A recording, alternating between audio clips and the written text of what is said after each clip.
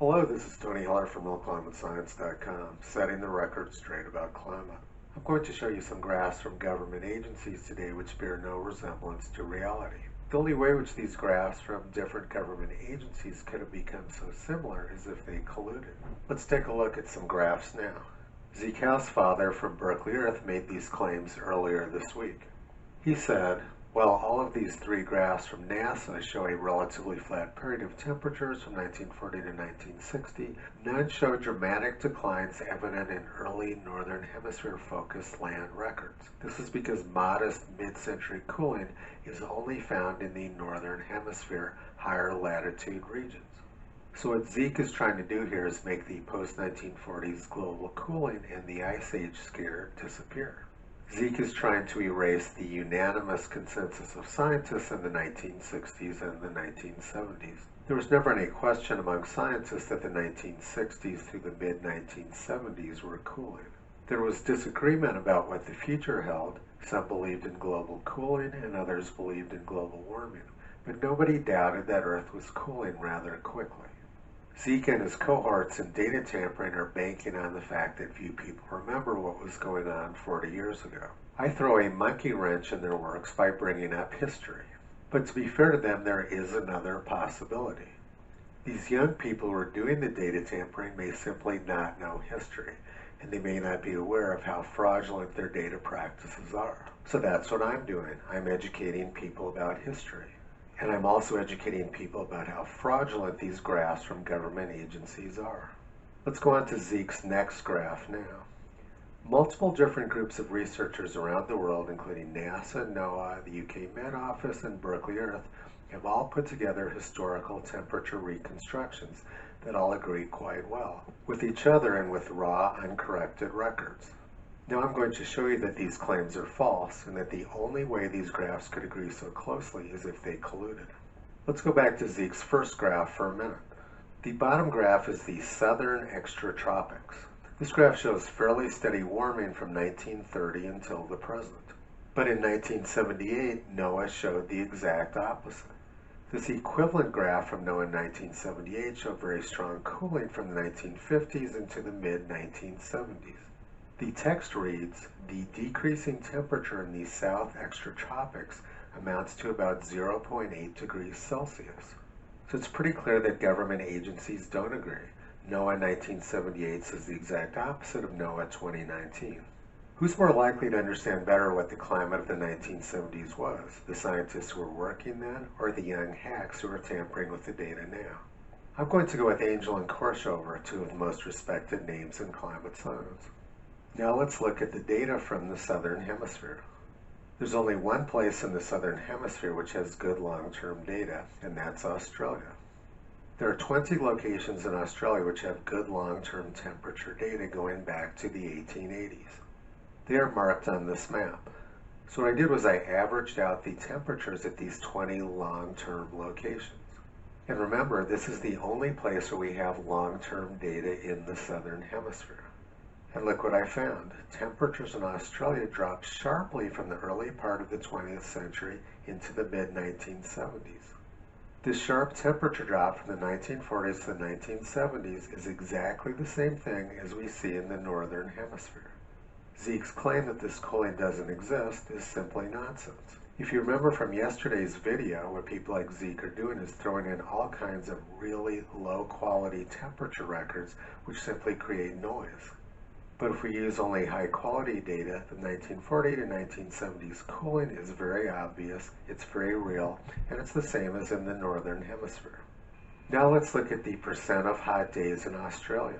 As you can see, summers in Australia used to be much hotter back in the 19th century, and that the number of hot days declined sharply in Australia from the late 19th century into the mid-1970s. So the 1970s Ice Age scare was very real and it was global, and Zeke is not going to be able to erase it. However, the Australian Bureau of Meteorology is trying to do just that. This is their completely fake temperature graph for Australia. They hide all of the hot weather prior to 1910, and they use a lot of very poor data practices to create this cold weather prior to the year 1970. If they used only high-quality stations, their graph would look much more like mine. Now let's look at some of Australia's hot past, from the years which the Australian Bureau of Meteorology is now hiding. January of 1896 was the hottest month on record in southeast Australia. The average afternoon temperature that month at Bourke, New South Wales was 110 degrees Fahrenheit or 43 degrees Celsius. Let's look at some newspaper articles from January 1896. Barrier Minor, Thursday evening, January 23, 1896. Alarming sickness in many towns. The position at Bourke. Yesterday's maximum heat record in the shade was 121 degrees. In many shops, the register was 125. The business places, except the hotels, are closed.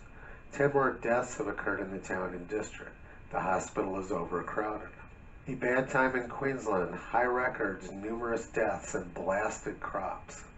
January 9, 1896, the Sydney Morning Herald. Bushfires raging. Amongst the remarkable readings are Bourke and Brewarina, 117 degrees, Walgett, 116 again.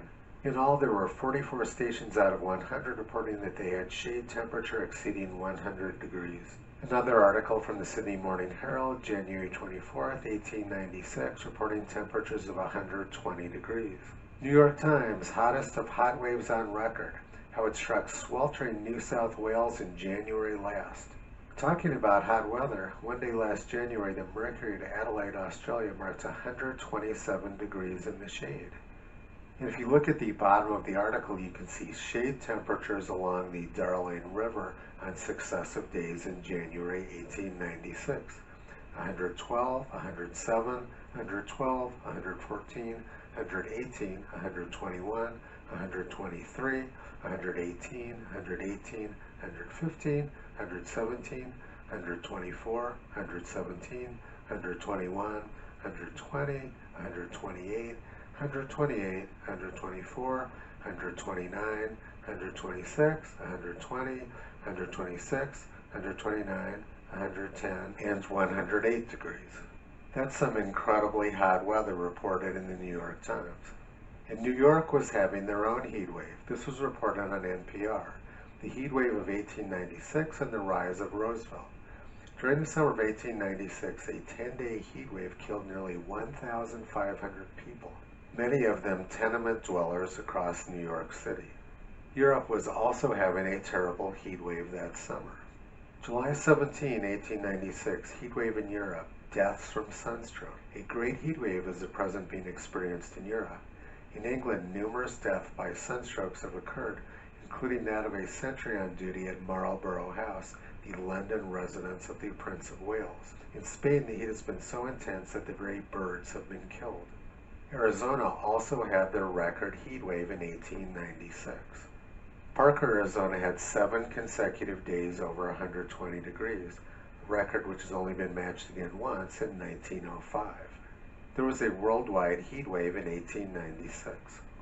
If the person at the Bureau of Meteorology who made this graph was an actual scientist rather than a propagandist, they would have wanted people to know about the heat of 1896 rather than hiding it from the public. When I bring up this historical information, I get attacked by climate scientists like Richard Betts at the Met Office in the UK. He doesn't dispute anything that I say and simply relies on personal attacks. There's nothing new about hiding or tampering with climate data. This is an interesting article from the January 1907 Monthly Weather Review. Is not honesty the wisest policy? It is wrong to mutilate or suppress the record of an observation of a phenomenon of nature, but it is also wrong to make a bad use of the record. In fact, it is the misuse of meteorological data, not the observing or publishing, that constitutes a crime against the community. So what I'm doing is I'm observing and publishing the actual data.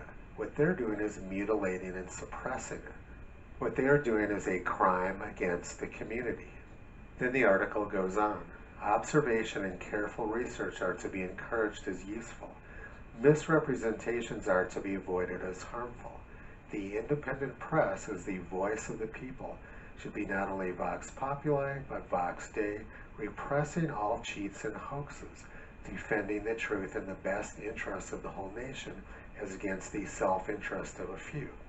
The only independent press we have now in this country are bloggers like myself and Anthony Watts. And I'm fighting against these people at government agencies who are mutilating and suppressing temperature records.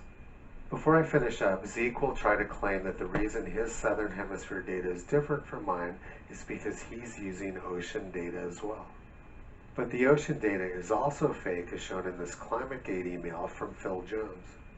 Phil Jones said, for much of the southern hemisphere between 40 and 60 south, the ocean temperature normals are mostly made up, as there's very little ship data there.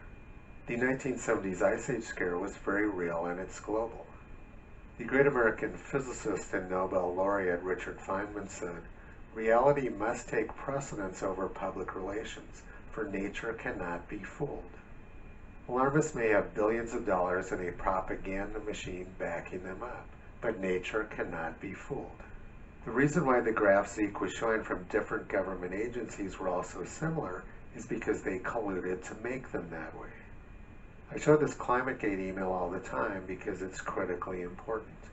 From Tom Wigley at NCAR to Phil Jones at the University of East Anglia, copying Ben Santer at Lawrence Livermore National Laboratories.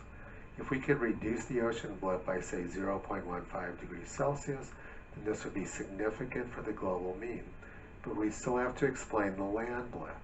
It would be good to remove at least part of the 1940s blip, but we're still left with why the blip.